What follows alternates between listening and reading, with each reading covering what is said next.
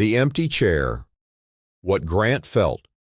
When Lee walked out of Appomattox, for 3 days in the spring of 1865, the earth around a dusty Virginia crossroads called Appomattox Court House had held its breath. The sounds were the usual ones of an army in its death throes. The distant pop of skirmish fire, the weary shuffle of men who had marched too far, the lowing of starved cattle, and the whisper of rain that seemed to wash the color from the world. But on the 9th day of April, Palm Sunday, the sounds began to change. The firing did not cease, but its character shifted. It became sporadic, uncertain. Then a different kind of noise began to rise. A murmur, a rustle, a rumor passed along a picket line, traveling faster than any bullet ever could. The rumor was this: General Lee was asking for a suspension of hostilities. He was seeking a meeting with General Grant. To the men in blue, huddled in their lines or sprawled in the mud of their camps, this was a sound they had dreamed of for 4 years. It was the sound of an ending. But for the man at the center of it all, sitting in a plain wooden chair in the parlor of a man named Wilmer McLean, it was the sound of a door closing behind him, leaving him in a silence he had never known. This is not a story about the surrender. The surrender is a matter of record, the terms, the signatures, the famous magnanimity. We know what Grant wrote. We know what Lee said. We know that 28,231 Confederate soldiers were paroled, that they stacked their arms and folded their battle flags, and that Grant ordered his own men to refrain from cheering, stating that the rebels were our countrymen again. Those are the facts. They are the bones of history. But bones are not the living thing. What we are searching for today is the ghost in the machine, the interior life of the man who sat in that chair, waiting.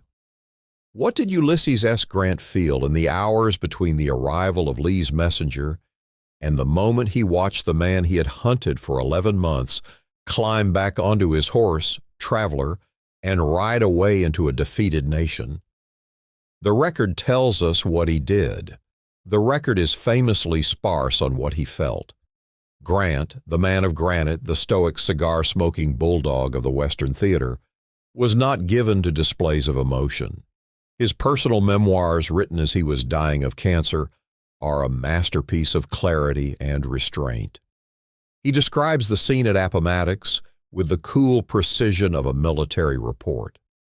But between the lines of that report, in the silences he left, is where the real story lives.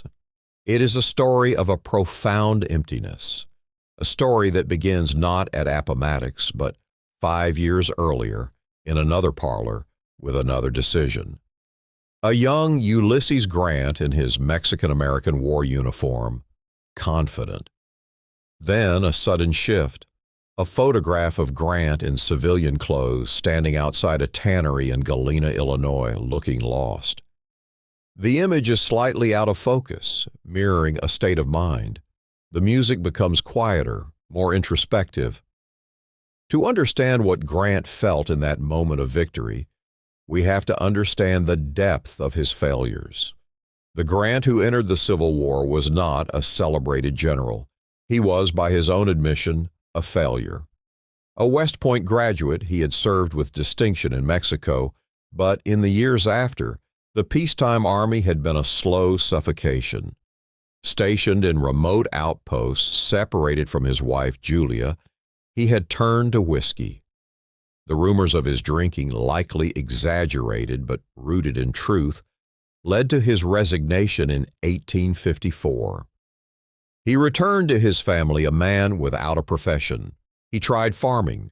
He tried selling real estate. He worked in his father's leather goods store, a job his father gave him out of pity. At the age of 38, Ulysses S. Grant was a clerk, a man who had been cast aside by the only institution that had ever given him purpose.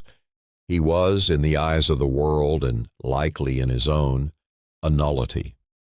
When the war broke out, he was working for his younger brothers in Galena, strapping harnesses onto mules. He had to borrow a coat to attend a town meeting. That humiliation, that sense of being a man without a country, without a role, without a self, that was the foundation of his soul. The war gave him back his identity. It gave him back his purpose. It gave him back, in a very real sense, his reason to exist. For 4 years, his existence was defined by a single, all-consuming task: the defeat of the armies of the rebellion, and foremost among them, the Army of Northern Virginia, commanded by Robert E. Lee. Lee was not just a general. He was the symbol of the cause. He was the myth. And for Grant, he became the singular objective, the final problem to be solved. The Wilderness, Spotsylvania, Cold Harbor, Petersburg. Each location appears as a name on the map, accompanied by the sound of distant muffled cannon fire. From the spring of 1864, Grant's life was tethered to Lee's. He crossed the Rapidan River with the explicit intention of engaging Lee's army, not capturing Richmond. He understood what his predecessors had not, that to destroy the Confederate Army was to destroy the Confederacy. What followed was the most brutal campaign in American history, the Overland Campaign. For 40 days, Grant threw his army at Lee's, the Wilderness, where the forests caught fire and men burned to death where they lay; Spotsylvania, where they fought for 20 hours in the rain, at a bend in the earth called the Bloody Angle, the bodies piling up so thick that men fought on top of them; Cold Harbor, where Grant ordered a frontal assault that cost him 7,000 men in less than an hour, a mistake he would call his greatest regret for the rest of his life. And through it all, the two men were locked in a duel. Lee, the brilliant tactician, always finding the perfect ground, always deflecting the blow; Grant, the relentless strategist, refusing to retreat. After each bloody repulse, the Union Army did not fall back to Washington as its predecessors had. Instead, Grant gave the order that became his epitaph: "I propose to fight it out on this line if it takes all summer." It did take all summer, and autumn, and winter. The campaign shifted into the grinding siege of Petersburg. For 9 months, the two armies lived in trenches, a preview of the great war to come. Grant's life was a monotony of vigilance. His headquarters were a tent, then a cabin. His days were spent in the saddle, inspecting lines, reading dispatches, smoking cigar after cigar. His nights were sleepless, haunted by the casualty lists that he knew were the arithmetic of his strategy. His purpose was absolute. It was a straight line: find Lee, fight Lee, destroy Lee's army. The simplicity of it was his anchor. It gave his fractured identity a singular, unassailable shape. He was the man who was hunting Robert E. Lee. That was who he was. The messenger arrived at Grant's headquarters outside the village of Appomattox Court House. Lee had asked for a suspension of hostilities to discuss the terms of his army's surrender. Grant's first reaction, by his own account, was not elation. It was a brutal headache. The sick headache that had plagued him his entire life, the physical manifestation of stress and tension, came roaring back. For a man who had spent 11 months with his entire being focused on a single point, the sudden release of that pressure was physically agonizing. He mounted his horse, Cincinnati, and rode toward the village. He rode through the lines of his own men, who were beginning to understand what was happening. They cheered. They threw their hats in the air. But Grant, in his mud-splattered private's uniform with no sword, no medals, just the 3 stars of a lieutenant general on his shoulders, did not acknowledge them. He rode with his head down, lost in his own thoughts. He arrived at the McLean house, a brick home that had become the accidental center of the universe. Lee was already there, waiting in the parlor. Grant was late. He had to borrow a fresh shirt from a staff officer before entering, unwilling to meet the man he had pursued in a coat covered in the dust of the chase. The contrast in the room was stark. Lee was in full dress uniform, a sash of crimson silk, a jeweled sword at his side. He looked, as one observer noted, like a king in exile. Grant arrived looking like a farmer who had just come in from a hard day's work. They shook hands. Grant noted later that he was sad and depressed at the sight of Lee. He had known him before the war. He remembered the Lee of the Mexican War, a dashing, brilliant officer.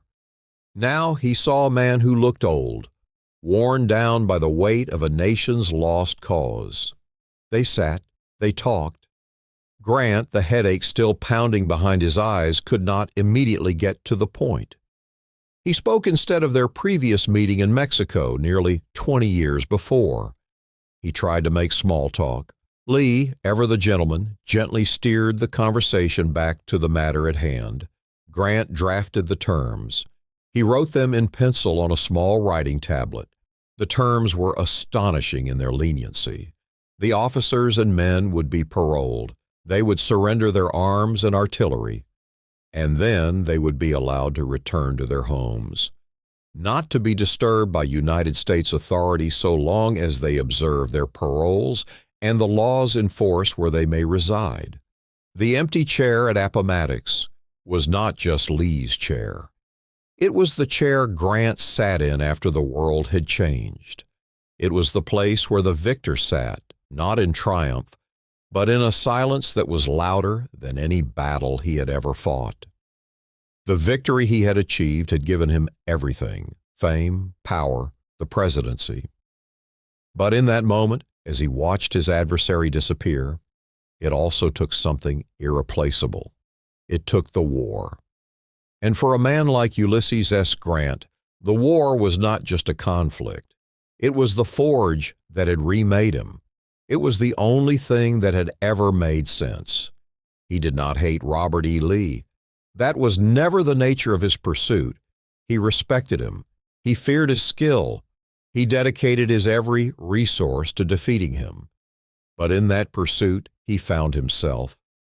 When Lee walked out of Appomattox, he walked out of Grant's life, and he left a shape in it that nothing and no one else would ever fill.